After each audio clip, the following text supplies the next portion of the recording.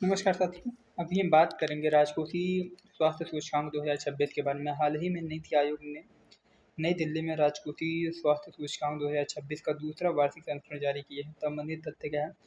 पहले संस्करण में 18 प्रमुख राज्यों के राजकोषीय प्रदर्शन का आकलन किया गया था, जबकि इस संस्करण में 10 उत्तर पूर्वी और हिमालयी राज्यों को शामिल किया गया है, जिससे सूचकांक अधिक समावेशी और भारत की राजकोषीय विविधता समाहित करने योग्य बन गया है। राजकोषीय स्वास्थ्य सूचकांक के बारे में। राजकोषीय स्वास्थ्य सूचकांक भारतीय राज्यों के राजकोषीय प्रदर्शन का व्यापक और तुलनात्मक मूल्यांकन है। क्या है? जो राजकोषीय स्वास्थ्य सूचकांक है वो क्या है? जो भारतीय राज्यों के राजकोषीय प्रदर्शनों का व्यापक और तुलनात्मक मूल्यांकन करता है। इसे राजकोषीय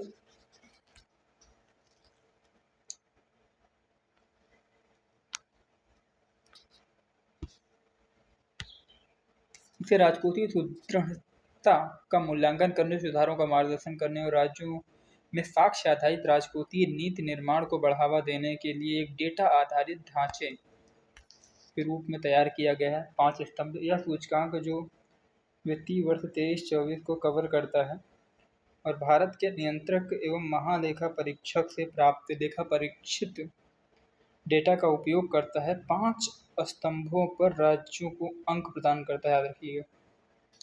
राजकोषीय स्वास्थ्य सूचकांक कौन जारी करता है? नीति आयोग जारी करता है। वर्ष में 2 बार जारी करता है। और इसके क्या है, यहाँ पे दोबारा देखिए। इसे राजकोषीय सुदृढ़ता का मूल्यांकन करने, सुधारों का मार्गदर्शन करने और राज्यों में साक्ष्य आधारित राजकोषीय नीति निर्माण को बढ़ावा देने के लिए एक डेटा आधारित ढांचे के रूप में तैयार किया गया है। 5 स्तंभ की बात करते हैं। यह सूचकांक जो वित्तीय वर्ष 23-24 को कवर करता है और भारत के नियंत्रक एवं महालेखा परीक्षक से प्राप्त लेखा परीक्षित डेटा का उपयोग करता है। 5 स्तंभों पर राज्यों को अंक प्रदान करता है। व्यय की गुणवत्ता की बात करते हैं। राजस्व एकत्र करना, राजकोषीय विवेक, ऋण स्तर और ऋण स्थिरता की बात करते हैं। यह सूचकांक अंकों को 4 श्रेणियों में वर्गीकृत करता है, अर्थात अचीवर्स, फ्रंट रनर, परफॉर्मर्स और एस्पिरेशनल, आकांक्षी। याद रखिएगा, जो राजकोषीय स्वास्थ्य सूचकांक है वो राज्यों को कितने श्रेणियों में विभाजित करता है? 4 श्रेणियों में विभाजित करता है। क्वेश्चन बन सकता है, बिल्कुल बन सकता है। और जो 5 स्तंभों पर राज्यों को अंक प्रदान करता है, पहला व्यय की गुणवत्ता क्या है? राजस्व एकत्र करना, राजकोषीय विवेक, ऋण स्तर और ऋण स्थिरता। ये 5 फैक्टर हैं जिन्हीं को मूल्यांकन करते हुए राज्यों को प्रायः अचीवर्स, फ्रंट रनर्स और परफॉर्मर्स, साथ ही साथ एस्पिरेशनल्स की 4 श्रेणियों में वर्गीकृत किया जाता है। हम देखते हैं कि अचीवर्स वे राज्य हैं जिनमें, इसको पढ़ना ज़्यादा जरूरी नहीं है, फिर भी पढ़ सकते हैं, जिनमें मजबूत राजकोषीय अनुशासन, उच्च स्वकर राजस्व, कम घाटा और प्रबंधनीय ऋण होता है। फ्रंट रनर्स वे की वित्तीय स्थिति मोटे तौर पर सुदृढ़ होती है, लेकिन वे एक या अधिक संकेतकों पर शीर्ष स्तर से पीछे रह जाते हैं, एक आध संकेतक पर। तीसरा है परफॉर्मेंस, मध्यम स्थान पर होते हैं, जिनके 5 स्तंभों में मिश्रित परिणाम देखने को मिलते हैं। एस्पिरेशनल, आकांक्षी राज्य वे हैं जो सर्वाधिक राजकोषीय संकट का सामना कर रहे हैं, जिनकी विशेषता निरंतर घाटा, उच्च ऋण और सीमित राजस्व क्षमता है। वित्तीय स्वास्थ्य सूचकांक 2026 की मुख्य विशेषताएं, ये तो हमने देख लिया। देखो, ये एक कॉन्सेप्ट है, ये सूचकांक है, इंडेक्स है। कौन जारी करता है? हमने क्या देखा? नीति आयोग, है ना। नीति आयोग इसे जारी करता है। इसमें 5 आधार पे राज्यों को का मूल्यांकन किया जाता है और इसके 4 जो हैं 4 श्रेणियों में बांटा जाता है। वैसे मोटा मोटा ये हमें याद करना है, बाकी बहुत कुछ इसमें है नहीं जिसे हम याद कर सकें। वित्तीय स्वास्थ्य सूचकांक 2026 की मुख्य विशेषताएं क्या है? शीर्ष अचीवर्स राज्य उड़ीसा पूर्व वर्ष की तुलना में अपने प्रदर्शन में सुधार करते हुए शीर्ष पर बना हुआ है। वहीं गोवा और झारखंड भी शीर्ष प्रदर्शन करने वाले राज्यों में शामिल हैं। गुजरात, महाराष्ट्र शीर्ष 5 में बने हुई हैं, जबकि हरियाणा ने पिछले वर्ष की तुलना में 3 पायदान का उल्लेखनीय सुधार दर्ज किया है। निचले पायदान पर पंजाब, पश्चिम बंगाल और केरल ने गैर विकास संबंधी खर्चे ज़्यादा हैं और राजकोषीय पैटर्न कम टिकाऊ है। अच्छा प्रदर्शन करने वाले राज्यों के मजबूत राजकोषीय संकेतक उड़ीसा, गोवा और झारखंड की विशेषता है कि इनमें अपने टैक्स का हिस्सा ज़्यादा, पूंजीगत खर्च अपेक्षाकृत अधिक और राजकोषीय घाटा कम। पूर्वोत्तर की बात करते हैं। शीर्ष स्थान पर अच्छा प्रदर्शन करने वाले अरुणाचल प्रदेश, शीर्ष स्थान पर है उत्तराखंड। और निचले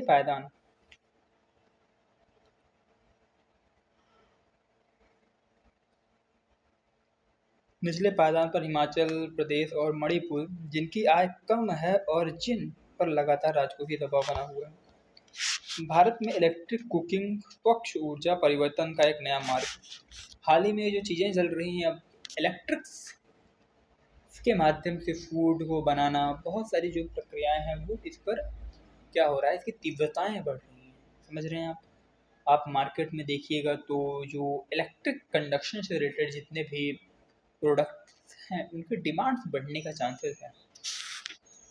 ऊर्जा अर्थशास्त्र और वित्तीय विश्लेषण संस्थान द्वारा किए गए अध्ययन पर आधारित एक हालिया विश्लेषण ने इस बात पर प्रकाश डाला कि भारत में इलेक्ट्रिक कुकिंग एलपीजी की तुलना में सस्ती होती जा रही है। एलपीजी की तुलना में इलेक्ट्रिक कुकिंग सस्ती होती जा रही है, जिससे घरों को गैस आधारित खाना पकाने से इलेक्ट्रिक कुकिंग की ओर स्थानांतरित करने पर नीतिगत बहस छिड़ गई है। इलेक्ट्रिक कुकिंग के बारे में क्या होता है? इलेक्ट्रिक कुकिंग कॉन्सेप्ट है, समझना चाहिए हमें। तो देखते हैं। इलेक्ट्रिक कुकिंग से तात्पर्य भोजन पकाने हेतु विद्युत से चलने वाले उपकरणों जैसे इंडक्शन कुकटॉप, इलेक्ट्रिक स्टोव और इलेक्ट्रिक प्रेशर कुकर के उपयोग से है। यह एलपीजी, केरोसिन और बायोमास जैसे पारंपरिक ईंधनों का स्थान लेता है। उपकरणों के प्रकार: इंडक्शन कुकटॉप विद्युत चुम्बकीय तापन का उपयोग करते हैं। इलेक्ट्रिक हॉट प्लेट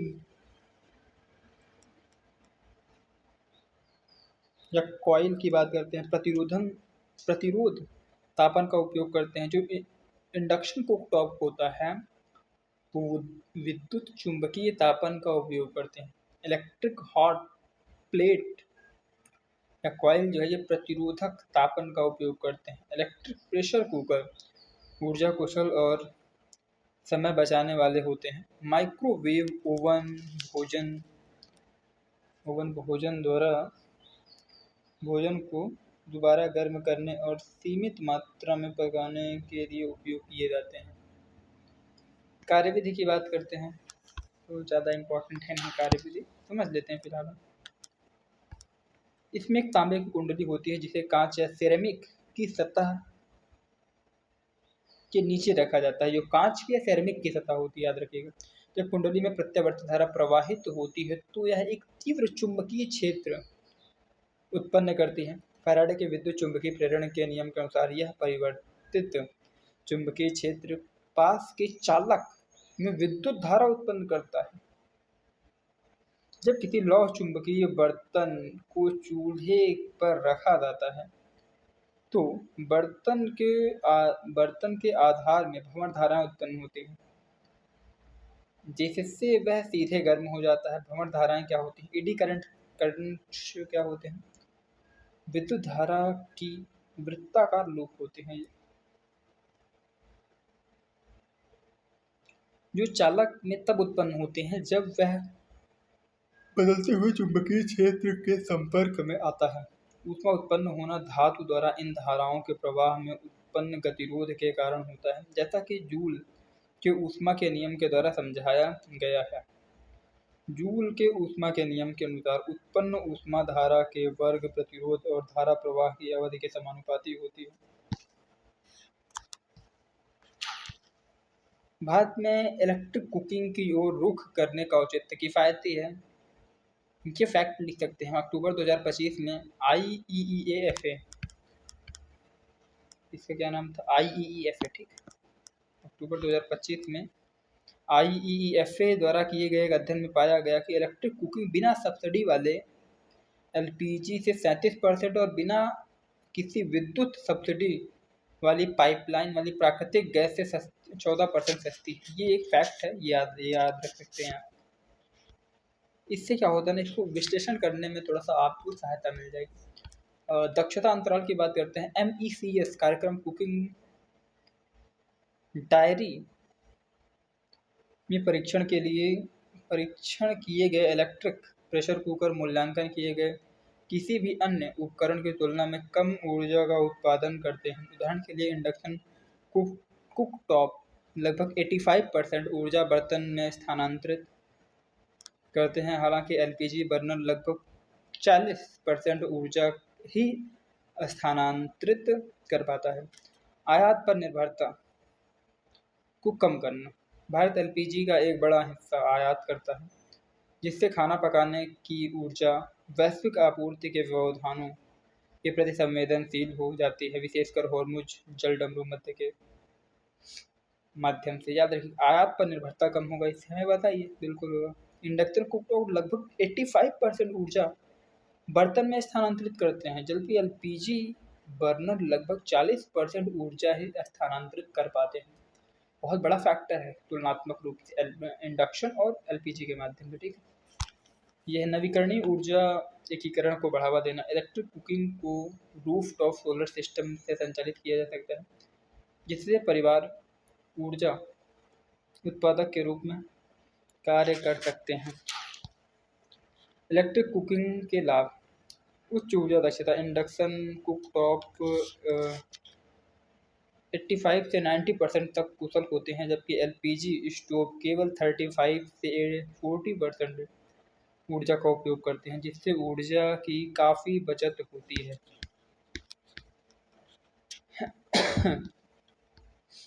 ऊर्जा की बर्बादी में कमी। एलपीजी कुकिंग में लगभग 60% ऊष्मा वातावरण में नष्ट हो जाती है, जबकि इंडक्शन सीधे बर्तन को गर्म करता है, जिससे ऊर्जा की बर्बादी कम होती है।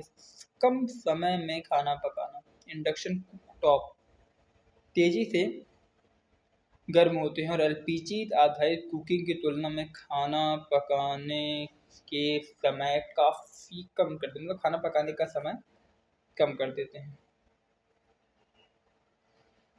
इंडक्शन कुकटॉप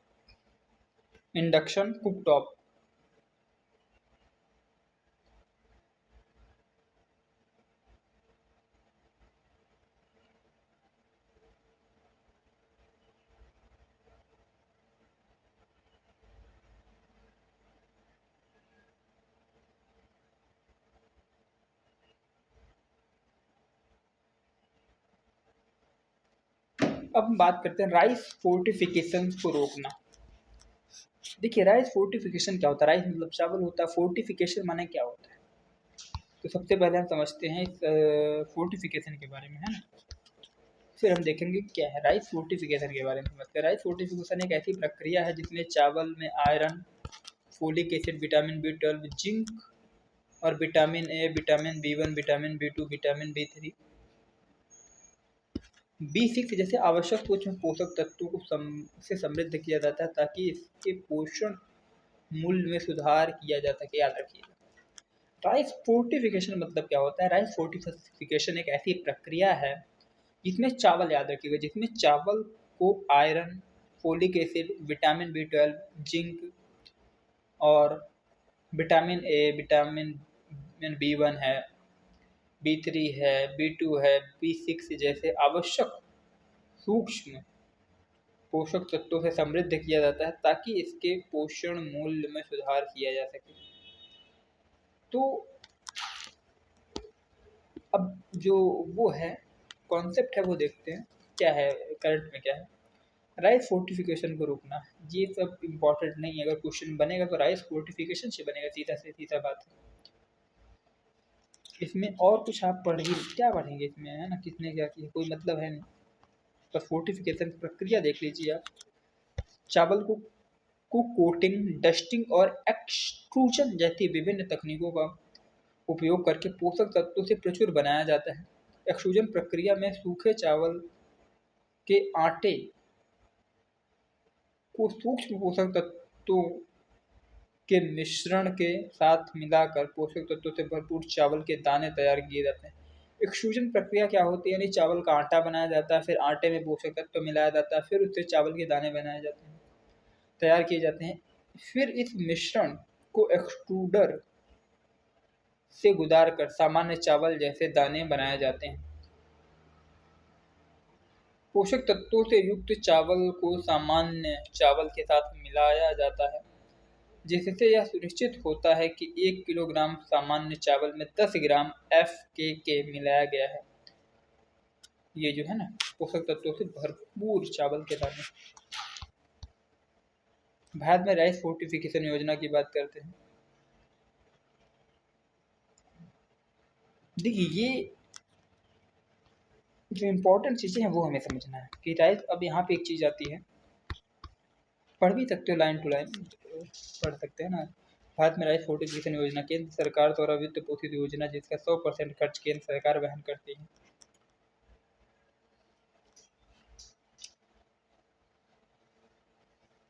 जनसंख्या स्तर पर है ना, जनसंख्या स्तर पर एनीमिया और सूक्ष्म पोषक तत्वों की कमी से निपटना। वितरण की बात करते हैं। फोर्टिफाइड चावल सभी राज्यों और केंद्र शासित प्रदेशों में प्रमुख कल्याणकारी कार्यक्रमों के माध्यम से निःशुल्क वितरित किया जाता है, जैसे लक्षित सार्वजनिक वितरण प्रणाली, एकीकृत बाल विकास सेवाएं, PM पोषण, मध्य भोजन योजना, ये सारी चीजें। इसके लाभ क्या है? सिंपल सी बात है, अगर पोषक तत्व रहेंगे तो बहुत सारी सूक्ष्म पोषक तत्वों की कमी को समाप्त करना, महिलाओं और बच्चों में एनीमिया की व्यापकता को कम करना, मातृ स्वास्थ्य में सुधार करना, या गर्भावस्था और स्तनपान के दौरान आवश्यक पोषक तत्व प्रदान करता है, जिससे मातृ एवं शिशु मृत्यु दर कम होती है। उदाहरण, फोलिक एसिड युक्त चावल मानव शरीर में तंत्रिका नलिका संबंधी नुकसान के जोखिम को कम करता है। बाल स्वास्थ्य एवं विकास सुधार की बात करते हैं। यह बच्चों के संज्ञानात्मक विकास, रोग प्रतिरोधक क्षमता और शारीरिक विकास में सहायक होता है।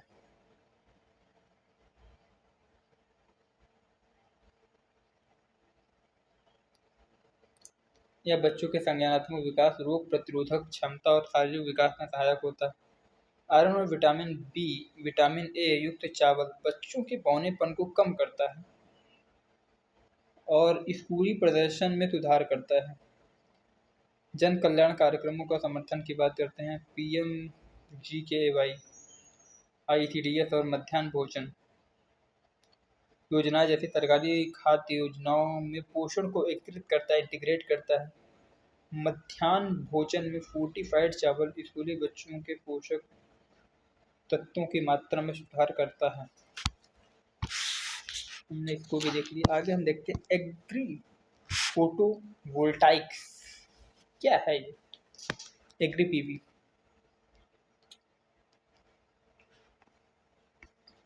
थोड़ा देखते हैं।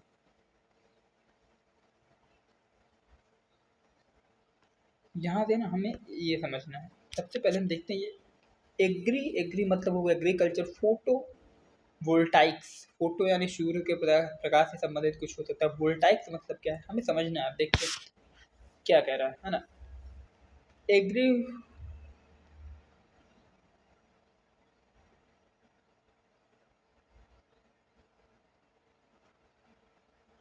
एग्री वोल्टाइक्स के बारे में एक मिनट।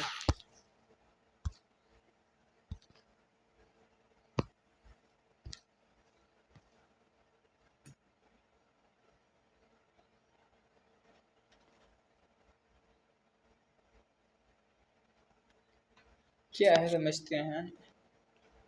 एग्री वोल्टेक्स एक ऐसी प्रणाली है जिसमें सौर पैनल और कृषि एक ही भूभाग पर सह अस्तित्व संबंध दर्शाते हैं। एग्री फोटो वोल्टाइक्स याद रखिए। एग्रीकल्चर और सौर पैनल दोनों जब एक साथ सह अस्तित्व को दर्शाते हैं तो हम उसे क्या बोल देते हैं, एग्री फोटो वोल्टेक्स। क्वेश्चन अगर बन सकता है प्री के लिए तो यहीं से बन सकता है।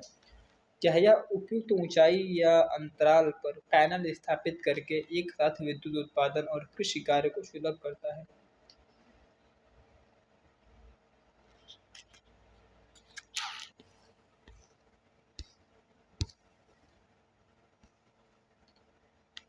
ये समझ सकते हैं हम। एग्री पीवी में फसल चयन की बात। एग्री पीवी प्रणालियों में फसल चयन महत्वपूर्ण है क्योंकि सौर पैनलों के नीचे सूर्य प्रकाश की उपलब्धता भिन्न होती है। छायादार फसलें जैसे हल्दी, अदरक और पत्तेदार सब्जियां पैनलों के नीचे अच्छी वृद्धि और विकास प्राप्त करती हैं। अधिक सूर्य प्रकाश की आवश्यकता वाली फसलें पंक्तियों के मध्य उपस्थित स्थानों में उगाई जाती हैं। फसल की उपयुक्तता क्षेत्र के अनुसार भिन्न होती है। उदाहरण के लिए मध्य प्रदेश में टमाटर, प्याज, लहसुन और तुलसी उपयुक्त है। कर्नाटक और महाराष्ट्र में रागी, ज्वार, अंगूर और बैंगन जैसी फसलें कितने प्रकार की होती है ये याद रखो। मतलब ऊंचाई आधारित प्रणाली है। सौर पैनल फसलों के ऊपर लगाए जाते हैं जिससे उस खेत के नीचे कृषि कार्य संपादित किया जा सके। पंक्ति आधारित प्रणाली छायांकन के प्रभाव को कम करने के लिए पैनलों को फसल की पंक्तियों के बीच रखा जाता है। ऊर्ध्वाधर प्रणाली सीधी खड़ी प्रायः द्विपक्षीय पैनल दोनों ओर से सूर्य प्रकाश ग्रहण करते हैं। ग्रीन हाउस एकीकृत प्रणाली नियंत्रित वातावरण वाली कृषि के लिए ग्रीन हाउस रूफ या दीवारों पर पैनल स्थापित किए जाते हैं। लाभ क्या है हम समझ ही सकते हैं। सहायक सेवाएं हैं, पर्यावरणीय लाभ है, जलवायु संरक्षण और ग्रामीण आर्थिक विकास।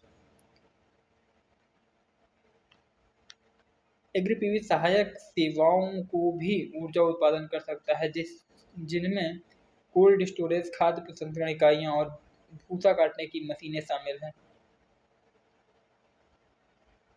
जिससे बेहतर ऊर्जा दक्षता के साथ ग्रामीण मूल्य श्रृंखलाएं सुदृढ़ होती हैं। पर्यावरणीय सह लाभ।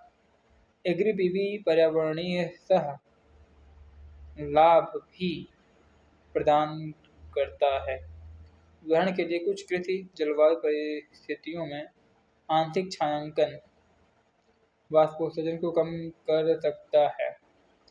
वाष्पीकरण और पौधों के वाष्पोत्सर्जन के मध्य से वायुमंडल में जल की संयुक्त हानि और मृदा अधिक नमी बनाए रखती है, जिससे समग्र जल उपयोग दक्षता बढ़ती है।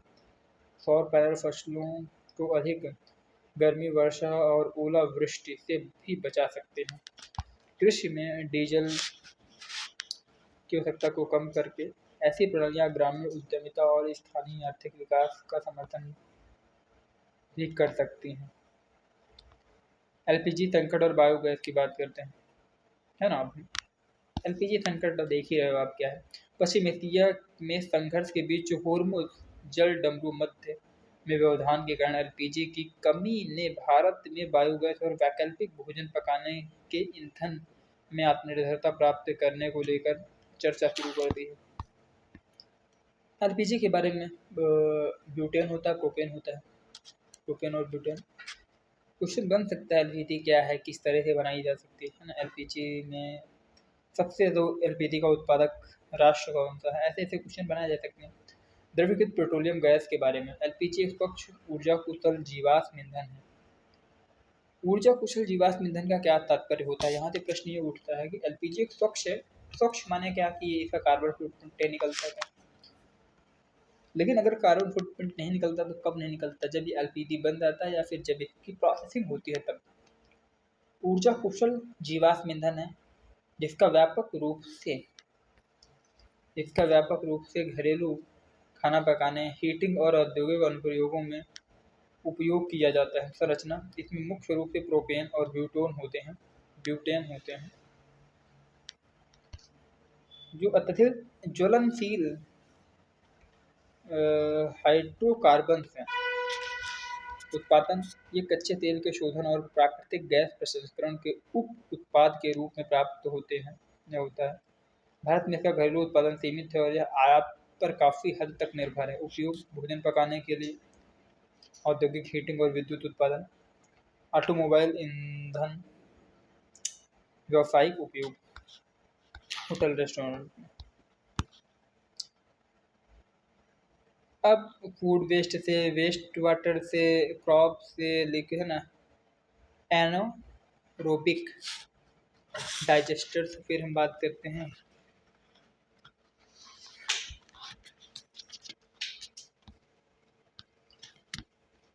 एलपीजी कमी के कारण भारत में रणनीतिक एलपीजी भंडारण का अभाव। भारतीय एलपीजी प्रणाली को संचालन के प्रवाह के लिए डिजाइन किया गया है, न कि भंडारण के लिए। भारतीय रणनीतिक एलपीजी भंडारण का अभाव। भारत में रणनीतिक एलपीजी भंडारण का अभाव। भारतीय एलपीजी प्रणाली को संचालन के प्रवाह के लिए डिजाइन किया गया है, न कि भंडारण के लिए। ऑटो ईंधन के मामले में जहां कच्चे तेल और उत्पादों का रणनीतिक भंडार 2 महीने की खपत के बराबर होता है,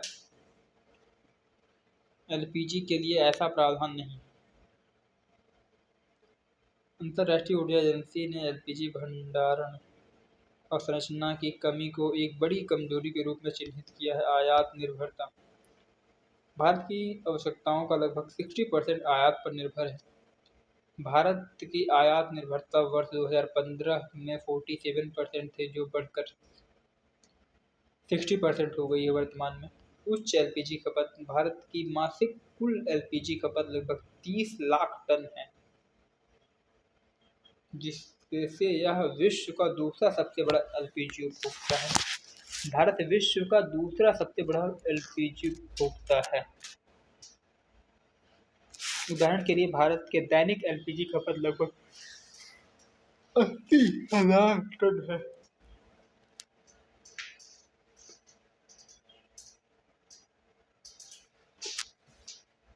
भारत की दैनिक एलपीजी खपत लगभग 80,000 टन है, जिसमें से 85% से अधिक घरेलू उपयोग के लिए किया जाता है। पीएमयूवाई के माध्यम से एलपीजी पहुंच का विस्तार। प्रधानमंत्री उज्ज्वला योजना के तहत वर्ष 2017 में लगभग 10 करोड़ एलपीजी कनेक्शन जोड़े गए हैं, जिससे कुल घरेलू कनेक्शन 33 करोड़ तक पहुंच गया है। यह योजना गरीब महिलाओं को जमा रहित एलपीजी कनेक्शन प्रदान करती है, खाना पकाने के लिए स्वच्छ ईंधन को बढ़ावा देती है, लेकिन साथ ही एलपीजी खपत और आयात निर्भरता को भी बढ़ाती है। यूएस से आयात में लंबा समय। भारत ने फरवरी में अमेरिका के साथ वार्षिक रूप से 22 लाख टन एलपीजी आयात समझौता किया, लेकिन अमेरिकी जहाजों को भारत पहुंचने में लगभग 45 दिन लगते हैं, जबकि फारस की खाड़ी के जहाज तेजी से पहुंचते हैं। बायोगैस के बारे में। बायो मतलब होता है जीव, और गैस मतलब क्या हो गया? गैस एक अवस्था है ना, लिक्विड। इस सब पदार्थ की अवस्था होती है गैस। बायोगैस एक नवीकरणीय ऊर्जा स्रोत है जो पशुओं के गोबर, अपशिष्ट और कृषि अवशेषों जैसे जैविक कचरे के अवायवीय अपघटन से उत्पन्न होती है। इसमें मुख्य रूप से मीथेन और कार्बन डाइऑक्साइड होती है। विशेषताएं। पर्यावरण अनुकूल ईंधन की बात करते हैं। ग्रीन हाउस गैस उत्सर्जन और अपशिष्ट को कम करता है। विकेंद्रीकृत उत्पादन। घरेलू या सामुदायिक स्तर पर उत्पादित किया जा सकता है। दोहरा लाभ। ईंधन और जैविक खाद उप उत्पाद के रूप में प्रदान करता है। जीवाश्म ईंधन पर निर्भरता कम करता है। ऊर्जा सुरक्षा और चक्रीय अर्थव्यवस्था का समर्थन करता है।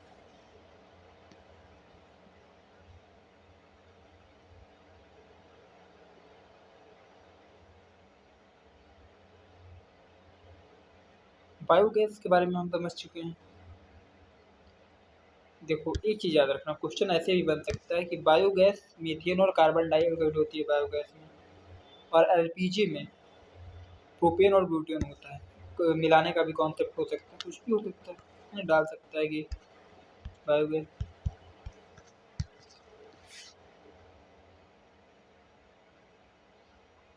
ये है, और ये प्रोपेन और ब्यूटेन याद रखिएगा। कि सरकार द्वारा एआई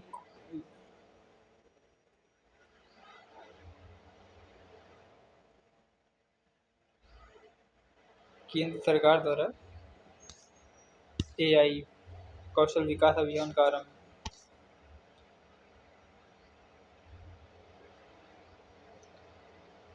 केंद्रीय सूचना एवं प्रसारण मंत्री ने भारत के मीडिया प्रसारण और डिजिटल क्षेत्र को सुदृढ़ करने के लिए ऑरेंज इकोनॉमी को बढ़ावा देने के उद्देश्य से 3 नवीन पहलों का अनावरण किया। राष्ट्रीय एआई कौशल पहल के बारे में नोडल मंत्रालय, ये याद रखिएगा, इम्पोर्टेंट यही है। राष्ट्रीय एआई कौशल पहल नोडल मंत्रालय सूचना एवं प्रसारण मंत्रालय है इसका क्रियान्वयन। इसे Indian institute of creative technologies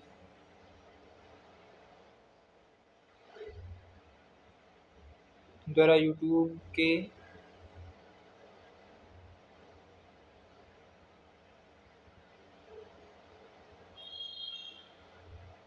सहयोग से लागू किया जा रहा है। उद्देश्य animation, visual effect, gaming, comics और मीडिया प्रौद्योगिकी जैसे क्षेत्रों में एआई क्षमताओं को सुदृढ़ करना है।